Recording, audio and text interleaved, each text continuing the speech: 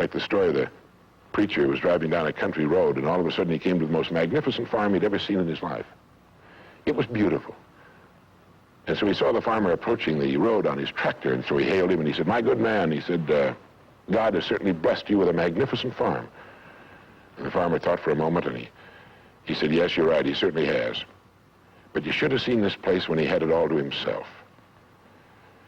And the preacher had his sermon for the next Sunday. He realized that all the farmers up and down that road had been given the same land, but one man had made something great out of it. Well, all of us are given the same land. We're given a human life, and each of us can make something great out of it, too, if we want to.